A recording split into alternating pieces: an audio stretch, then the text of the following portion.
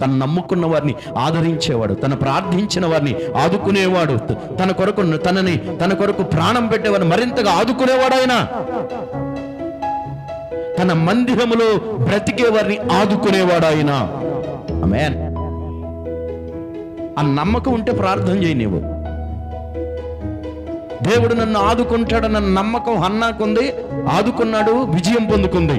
దేవుడు మమ్మలను ఆదుకుంటాడన్న నమ్మకం నయోమికి రూతుకుంది, ఆశీర్వదించబడ్డాడు. దేవుడు నన్ను ఆదుకుంటాడన్న ఆ యొక్క నమ్మకం దావీదుకుంది, అన్నిటిలో విజయం పొందుకున్నాడు. హల్లెలూయా. ఆదుకునే దేవుడైనా విడిచిపెట్టేవాడు కాదు. అందుకే పరలోకాన్నే విడిచిపెట్టాడు, కానీ పాపులమైన మనల్ని విడిచిపెట్టలే ఆయన. హల్లెలూయా. పరలోకమైనా విడిచిపెట్టాడు, ఆయన సింహాసనమైనా విడిచిపెట్టాడు, ఆయన ఘనతలో స్థుతులైనా విడిచిపెట్టాడు, కానీ మనల్ని విడిచిపెట్టలేకే ఆయన ఈ భూమి మీదకి మన కొరకు ఆదుకుంటానికి వచ్చాడు.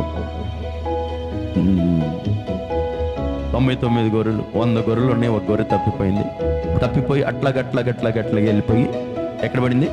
పెద్ద గోతులో పడిపోయింది. దాన్ని తీసేవాళ్ళే. ఈయన చూస్తే తీరా చూస్తే ఒక గొర్రె తప్పిపోయింది. ఏం చేయాలో తెలియట్లా. ఆయన 99 గొర్రెలను అక్కడ వదిలిపెట్టాడు, తప్పిపోయిన ఒక గొర్రె కొరకు. అది చాలా కాకులు దూరని కారణ్యం అంటారు, లేకపోతే ఇంకోటి అంటారు. ముళ్ళతో లేకపోతే రాళ్లతో గోతులతో నింపబడింది. ఈ పక్కన ఒళ్ళంతా గిరిగిపోతుంది.